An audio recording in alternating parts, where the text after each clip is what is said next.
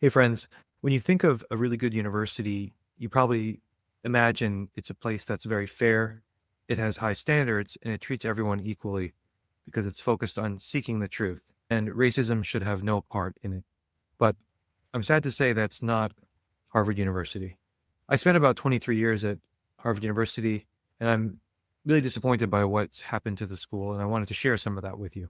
So while the media has often framed a lot of these fights between Harvard and the government in terms of politics and Democrats and Republicans, I really think the problem is much, much deeper. And it's not just about political score settling. I've seen the institution evolve and change over decades. And I started as a grad student, postdoctoral researcher, then a faculty member for 7 years at Harvard Medical School. And over this time, I watched how the university has really gradually abandoned the pursuit of truth and replaced it with this kind of radical wing racialism, this like obsession with race and the kind of inverse racism or discrimination, which is basically the same as any kind of racism or discrimination. It's equally bad. And at first I thought it could be reformed from within, like there would be reform. I joined this Council on Academic Freedom because I believed in that. But over the last 3 to 4 years, I really have come to see that Harvard really cannot be reformed from within. And I think that's true for many institutions. If you think of the Catholic Church in the year 1600, it couldn't be reformed from selling indulgences within. The priests and cardinals, if one of them said, hey, this is not exactly theologically okay, right? They would just get squashed. There's not going to be internal reform. There had to be this outside reform, pressure from the outside. And similarly today, I think Harvard is more like this unconscious patient, like a patient who's gone into a coma or passed out from respiratory collapse or a heart attack and doesn't even know it has these problems. It's in denial of a lot of its problems. For example, the Supreme Court ruling that exposed a lot of the racial discrimination that was happening in college admissions, total denial by the university. And so I think this unconscious patient really needs this CPR to survive. It needs these metal paddles on its chest to wake up and to stop discriminating against students, but also staff, faculty. This sort of ideology of racialism has caused so much destruction to the community, and it's just really un-American. It's terrible. So I'm going to go and give you a sense of the ideological landscape and some of my experiences there. And unlike many others, I'll just say I've had no dramatic cancellation or intellectual persecution. I've had no struggle sessions that I had to report to. I got along really well with people, loved my teaching experiences. I know, for example, you may have heard of my friend Carol Hooven, who had a soft cancellation, or my colleague Tyler Vanderweel, who had a struggle session at the public health school, or Kit Parker, who had his course on criminal justice canceled. And there's so many stories like this. I could go on, but I'm not one of those people who's been a victim in that way. So I just stopped teaching last year in 2024 just because the culture was so anti-truth seeking. I felt like I was basically having to lie when I was going through my syllabus, when I was teaching as I was in a group and grading students. There's so much pressure to give grades that are all A's. You can't really grade people fairly.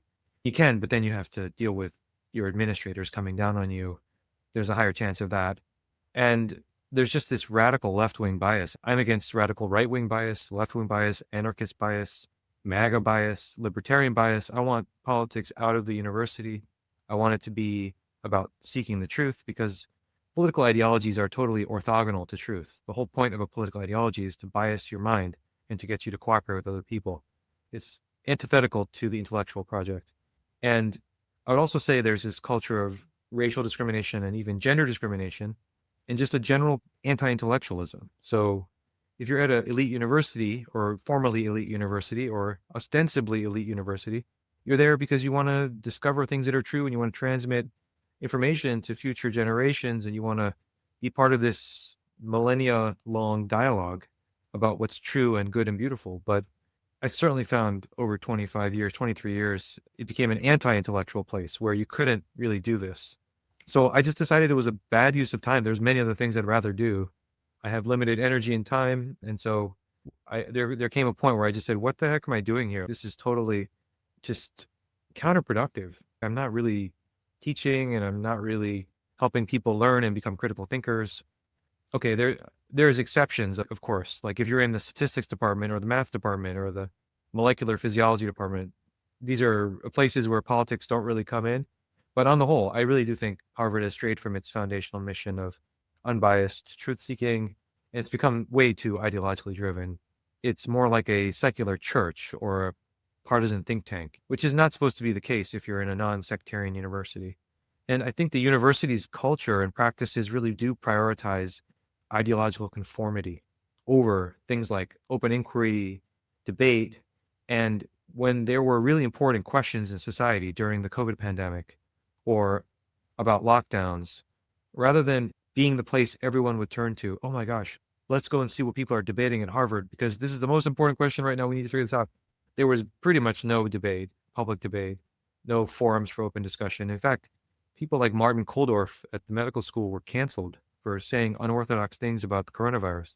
So there's this like suppression of dissenting viewpoints, which really compromises academic freedom. So when things are like that, it's what is going on? Like, why are we even in a university? Why do we have universities? Why don't we just become political lobbyists and get focused on analyzing everything in terms of power? If we don't really believe in truth, what is the purpose of tenure? Why are people not speaking up? Is everyone just cowardly? So I found that this is really not the values of a secular university, and it really threatens the fabric of society itself because universities are supposed to be places where you can go and talk about any intellectual question with rigorous methods. But when you can't do that, and your university becomes a political lobbying organization with an attached hedge fund of billions of dollars, it's really deceptive and a waste of everyone's time and money. Like, why are we even having courses?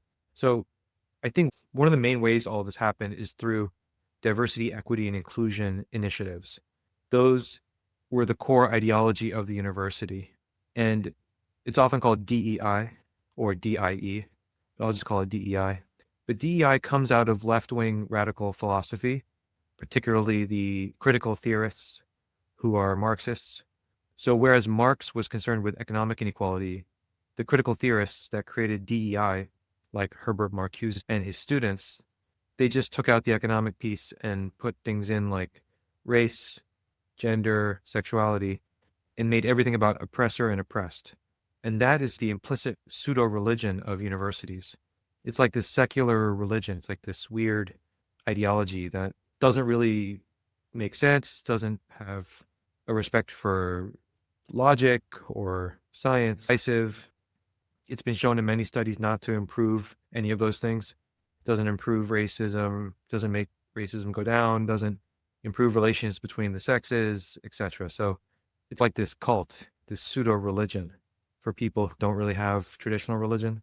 And these DEI initiatives have really affected the day-to-day life at places like Harvard. So the university recently did change its official name of its like DEI office, which is, when you look at what it actually does, is very Orwellian because it emphasizes uniformity of thought, not diversity of thought. And it leads to not equal opportunity or equality, but forced aspirations towards equal outcomes. So it's tyrannical. It's not about equality at all. And it's not about inclusion either. It excludes people who are not favored in the intersectional hierarchy. So Jewish individuals, white people of European ancestry, males, people who are not homosexual, people who are not transgender, etc. So all of these people, which is, every person has one of those, like 100% of people are one of those things probably, or close to 90%, like pretty much discriminates against everybody. So Harvard did just change the name of its office. I call that diet DEI. It's like decaf DEI. It's still the same thing, basically. We know if you drink Diet Coke, it's still bad for you. It's still going to contribute to metabolic syndrome. It still tastes sweet and it's like empty pseudo sugar water, but it just has kind of a less honest name. So like the diet DEI names are just more dishonest than the straight up DEI. I prefer the straight up DEI because I know what I'm dealing with. I know it's more honest and they're saying like, look, this is what we believe. These are the policies, but the inclusion and belonging, the community and campus affairs, whatever they want to call it. If you just look at their actual policies, they're basically the same thing. And you can see this because Harvard had a report in 2018 called the Inclusion and Belonging Report. It's basically just watered down DEI. There was progress though, because the university did eliminate required loyalty oaths when people applied for jobs. You had to sign this kind of like loyalty oath. There were these mandatory diversity statements when anyone applied for a job. You had to say, I pledge my allegiance to these principles.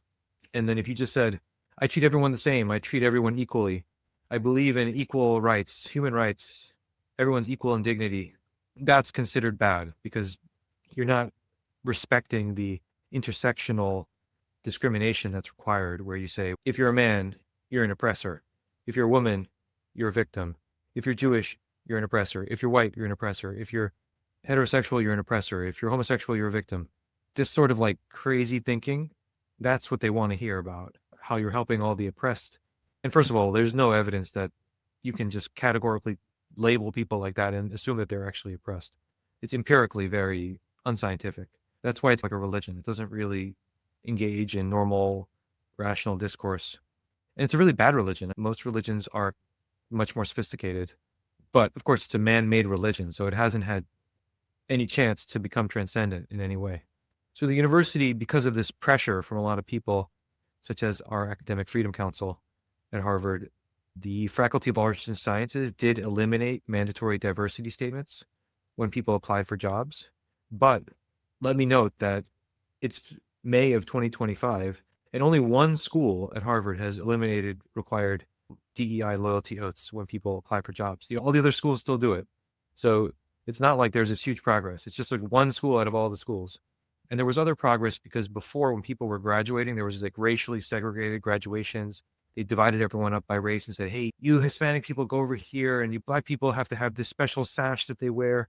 And then the white people are over there, and the Asian, it was like they're promoting division in graduation day, which is supposed to be this beautiful day where people meet with their families and feel satisfaction in their hard work because they went through this experience together, and they're all students now, they're going to graduate, and there's like this common experience. They're trying to make it divisive by having people get divided up by their race. That's been eliminated. So that's also progress. But look, the larger culture is still there. Just like after the civil rights movement in the 1960s, people didn't desegregate after Brown versus Board of Education happened. Like there had to be cultural change.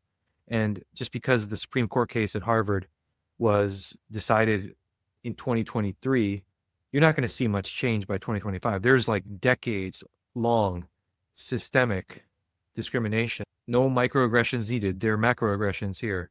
No implicit bias analysis needed. These are explicit biases that have been going on for decades, since the 70s. So, you have 50 years of discrimination. It's not going to go away just because of one Supreme Court ruling. So this larger culture of DEI and affirmative action and just racializing everything, that's really the problem. The civil rights movement was fighting the larger kind of right-wing version of racism. But now the new battle is the left-wing version of racism, this kind of DEI racism, this intersectional racism. And that's what the Supreme Court was able to cut down at its root by exposing this kind of eye-popping data of discrimination. But so let me just tell you some of the kind of popular tropes that you can see on campus that are still around. These are the kind of legacies of this left-wing racial discrimination culture. There's this idea that a person's racial identity is central to their academic study. So if I'm going to study like math or something, or I get like my racial identity is so important, it has to come first in my analysis of who I am in a classroom. Or if I'm going to even study like sociology, if I'm studying Max Weber's theories, like the fact that I'm whatever race I am, that's got to be primary in my analysis. That's just silly. Like I need to learn the topic and I need to be able to analyze it and apply that information to problems. These are logical and analytical skills, historical knowledge. So this kind of racializing of everything is very similar to what happened in Nazi Germany, where they would say that physics is Jewish physics, or there's in the communist society, there was bourgeois biology, then there's proletariat biology. This like politicization of these fields that are not political entities, even in the social sciences and humanities. Like you're studying Shakespeare, learn the text, learn what it means, learn the interpretations of the text. Don't project your presentism, your historical biases onto the text. Learn how to be a literary critic so we can learn from these past secular ideologies like Nazism and communism that distorted their fields of inquiry. And we shouldn't do that. We should be scholars first. Another example is that people should be sorted into these oppressor and oppressed groups by their immutable characteristics, skin color, race, whether somebody's got a certain chromosomes or has certain gametes, sperm or eggs. That's really just setting people up to be discriminated against. So this whole oppressor and oppressed framing based on race, Jewish, Palestinian, white, black, Asian. Asians are considered pseudo oppressors too. This is terrible stuff. This is like Jim Crow era racism. It's just horrible to bring that into a young person's life and moralize people. You're the good one, you're the bad one. You're just setting people up to hate each other. It's terrible. And then another idea is that racism is specific to one race. Like only certain races can be race blameworthy, like committing acts of racism, as opposed to thinking of racism as this universal sinful propensity in human nature. Like that intergroup conflict is something that's part of our evolutionary history. We know from psychology that if you just flip a coin, you can make people hate each other based on whether they're heads or tails. So our groupishness, our tribal nature is so deep in our human nature, and we have a human nature. We're not blank slates. And that's where racism comes from.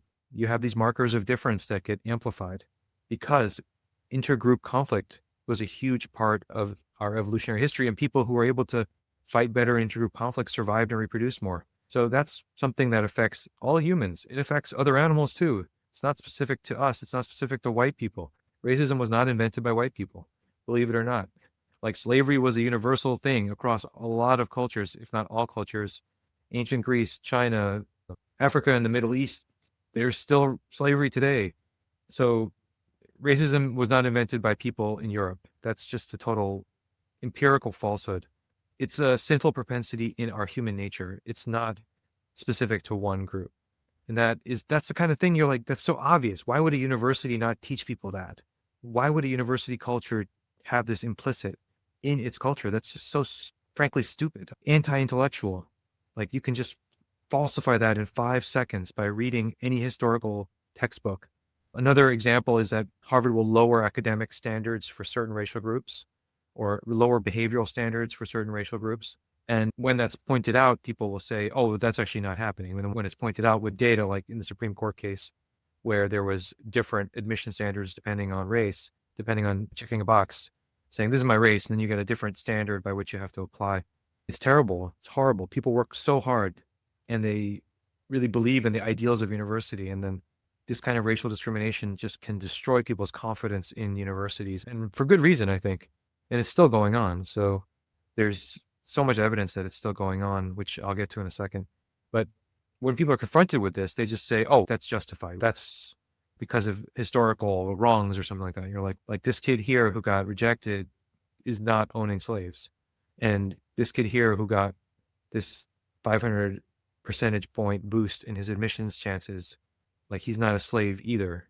And in fact, everyone at Harvard's overwhelmingly wealthy. So these are the sons and daughters of senators and international diplomats and surgeons and stuff. So it's like they all went to these amazing private schools and had every advantage in life. You're like, how can you do this to people?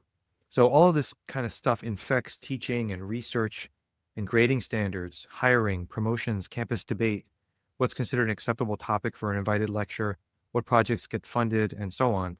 So in teaching, it infects the curriculum because there's a huge progressive political bias to any teaching topic that has to do with something that doesn't have equations in it. If you go look at the sociology department, the English department, the religion department, anything that's like where people have to learn something social, political, religious, ideological, you're going to see a left-wing bias. And that's just terrible because you're supposed to go to school to learn what's true, not what people of a certain ideology think. And this is also true for research, the kind of research questions that are picked, what are incentivized to study, questions to ask.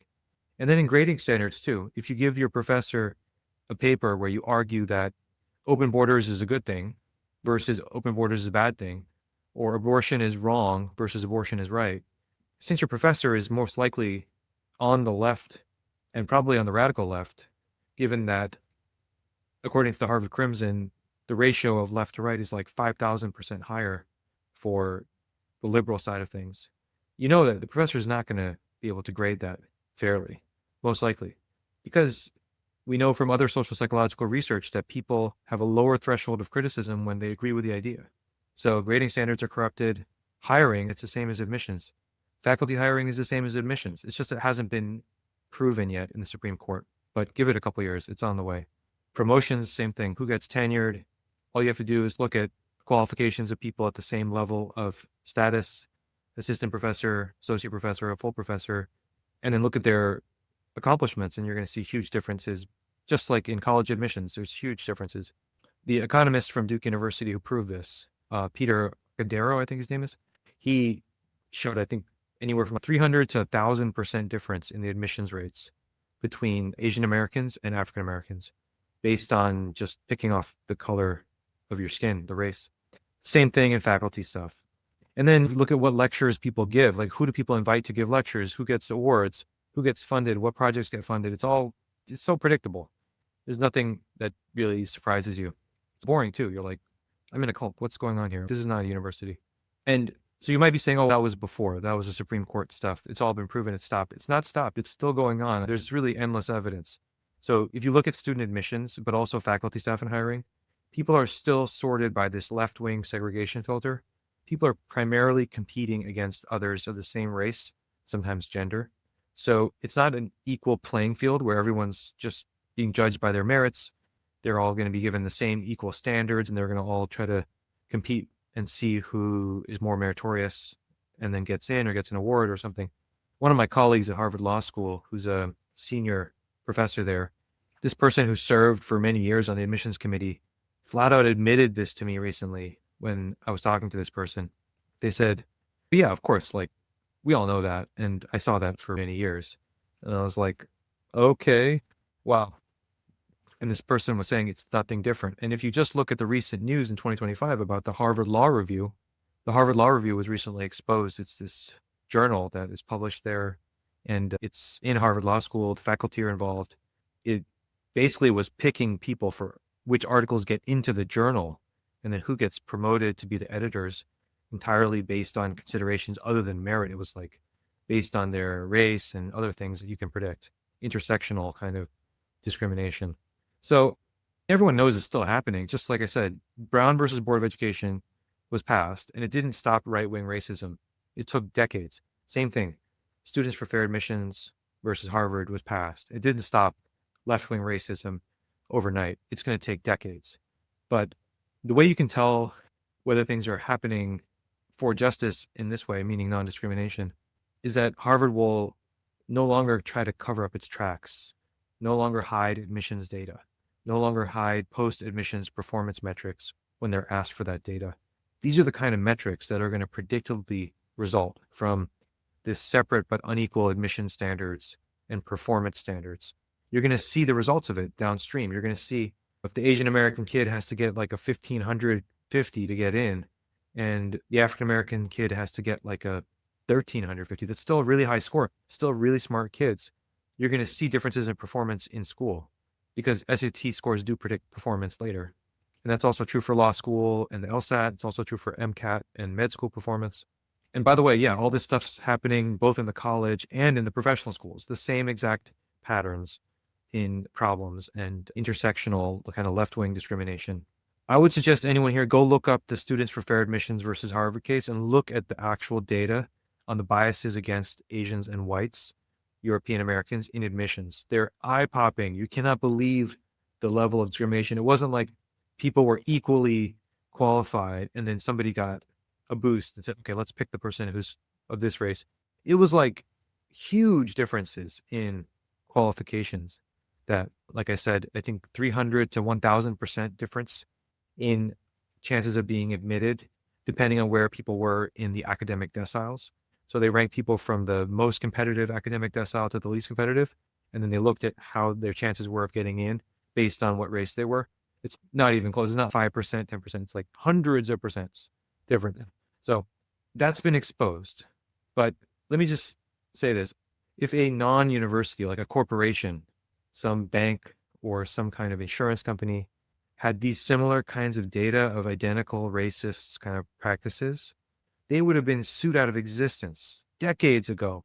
Like they would have been destroyed in legal discrimination, civil rights cases for 40, 50 years. Why is there this exception for a wealthy university to engage in these kind of practices? I really don't understand that. Like, just because you have $53 billion in your endowment, you can get away with this kind of thing. It's wrong. And we should have equal standards for universities and corporations. It's wrong for everyone. And I think what is coming now is that the data on faculty and staff hiring and promotions shows an even more obvious amount of discrimination, equivalent to what we found in the Supreme Court case, and maybe even more, just from what I've heard. Basically, you just have to examine whether people in the same positions are similarly accomplished. You don't really need to call Sherlock Holmes here. It's not even close. It's just obvious. So let's see if the Supreme Court takes up those cases. I don't know. The Harvard Law Review example is recent, and there's a lot of other examples. Personally, I thought that after the Supreme Court case happened, I thought this kind of discrimination is going to be over. But after the ruling, I saw that Harvard's first essay prompt, when kids do the application for college, I checked that out and I was like, it's like, here it is. Quote, Harvard has long recognized the importance of enrolling a diverse student body. How will the life experiences that shape who you are today enable you to contribute to Harvard? Okay, so that's like the first question that they ask people to answer. So basically what they're doing is like Harvard has this sneaky but technically legal escape hatch from the Supreme Court ruling, because the Supreme Court ruling said people can talk about life experience. So then Harvard goes ahead and puts this in their essay question. So the admissions officers can ask about life experience. Wink, wink, life experience. And they can use that to then sort applicants by race. And then they can address them accordingly in the admissions process. If they really were not doing that, why don't they ask about patriotism? They don't ask people to talk about your obligations to your country or your devotion to civic virtue. They don't ask about spirituality and say, Harvard's interested in enrolling a spiritual student body. Tell us about how you've found meaning and purpose in life and how you transcend everyday life with spiritual values and your religious community or something. They don't care about that kind of stuff, right? They don't care about patriotism as much as diversity and DEI. They don't care about spirituality and religion as much as this other religion, because that's like a threat for their religion. This is like a different religion they're asking about. That's why I give the analogy of a seminary. It's like a secular seminary. So the university's recalcitrance and really denial in its commitment to this kind of left-wing racialism, this DEI ideology, and its rationalization of racial discrimination, it's just really shocking. I'm like, sometimes I can't believe I'm seeing this stuff or witnessing this. Like, what kind of world are we living in?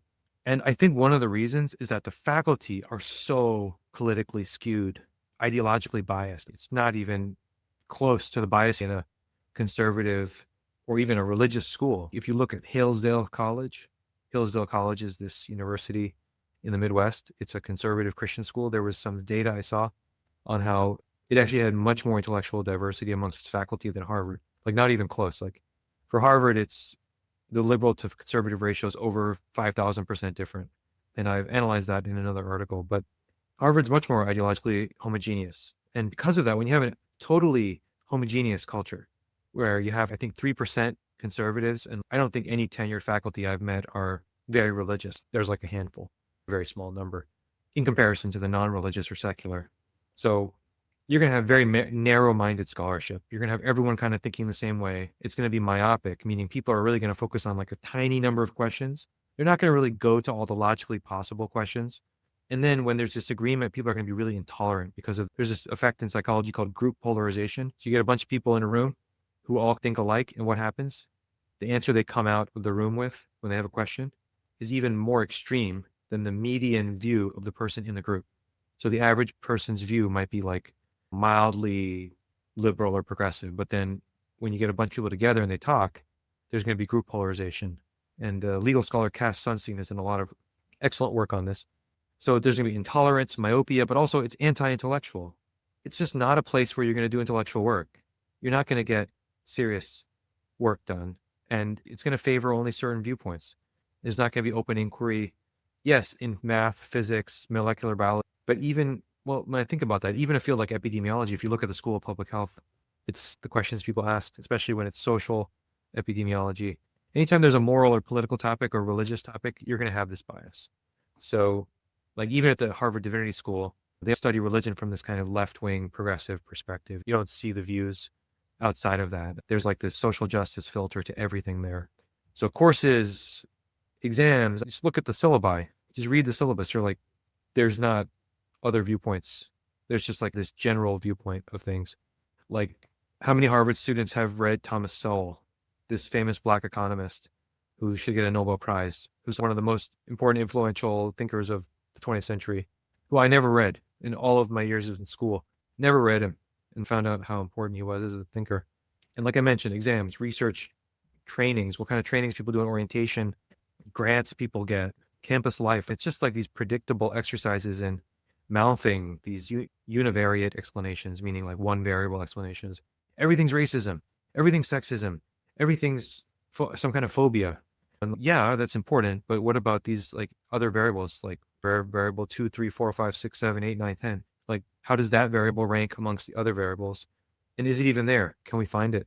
If you even ask that question, people will be like, oh, what's wrong with you? You're not bowing down to the God of our little like religion here.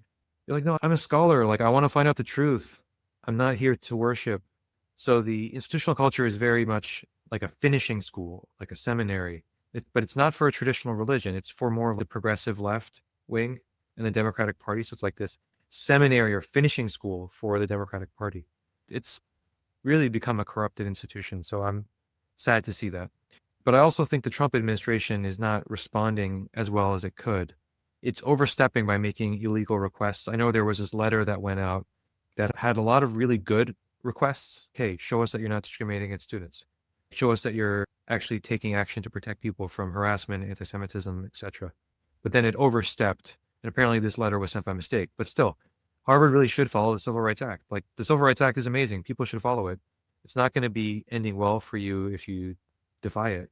So I think President Alan Garber was wrong when he said that the government can't enforce laws about how admissions works and how hiring works. Like, in a public statement, President Alan Garber said, no government, regardless of which party's in power, should dictate what private universities can teach, whom they can admit and hire, which areas of study and inquiry they can pursue, end quote. Yes, they can. They can stop people from discriminating racially, sexually, etc. They can stop people from violating the Civil Rights Act. No one should be admitted or hired or promoted based on race, gender, or sexual orientation. So the president's wrong about that. And I don't really understand why it's so hard for these people who have 135 IQ. Why can't they just follow the Civil Rights Act? Why can't they keep the students from harassment and treat people fairly? Like, it's not that hard. That's why I think it's possession. It's like ideological possession. So Harvard appears to me to be willing to sink this ship. It's almost suicidal just to keep these racist policies and practices going, because those are the ideals and the ideas that are so central to this self-concept of the median wealthy liberal in this kind of secular pseudo-religion. That's the only explanation I can think of, because why would you go against the Civil Rights Act? I think for a lot of these reasons, you'll see like the university is not really a university in the proper sense of that word. So again, outside of these fields where people use equations, it's this non-sectarian university only in name. It's definitely been captured and subverted, like the syllabus. Look at the syllabi, look at the exams, admissions, graduation, hiring, promotion. It remains in denial of its own racialism too, and radicalism. The denial is also interesting. Why would you be in such denial when everyone has shown the statistical evidence of the problem? How can you be in denial of that? It's like, there's nowhere to hide. And the worst thing is that I think the culture sneers and really looks down on most of America and on American values. There's really good American values like colorblind equality. You treat people equally. You don't discriminate based on race, gender, sexual orientation. Meritocracy, that you need to provide awards and honors to people who are the most meritorious, who have the best applications, who have the most qualifications, who know the most, who've achieved the most. Those are the people who should be getting in, getting awards, getting honors, getting promoted. Like, this is very simple. Like, outside of America, meritocracy is not very popular, but this is a very American value. Also, free speech. We have the First Amendment. This is such a rare thing. It's a beautiful thing. Try to write an op-ed in Vietnam or Iran. You're not going to do so well. So Harvard is not respecting free inquiry and open inquiry, especially among scholars. A hard work and individual responsibility. These are really core values. So in this sense, I feel like the best analogy that came to my mind is Harvard resembles a kind of aging billionaire, Howard Hughes type, secluded in his mansion, consumed by these narrow moral obsessions, clutching his treasures, my hedge fund, my 50 billion, disconnected from the world that he's scorning, looking down on other people, being overconfident. If you look at the way Harvard's been like negotiating with the Trump administration, overconfident kind of way to not realizing how much people hate it, not realizing how disconnected it is from the American public. The hubris the utter hubris of its postures are it's not in its own mind. They don't see themselves that way.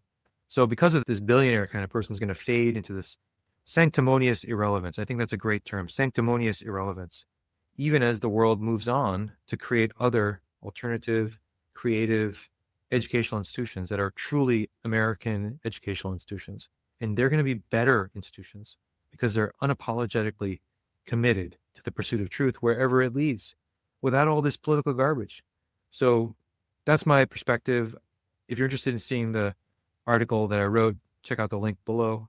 And feel free to subscribe to my newsletter to learn more about the developing stuff here. Thank you so much, and keep up the good fight for truth, goodness, beauty, and intellectual courage. Take care.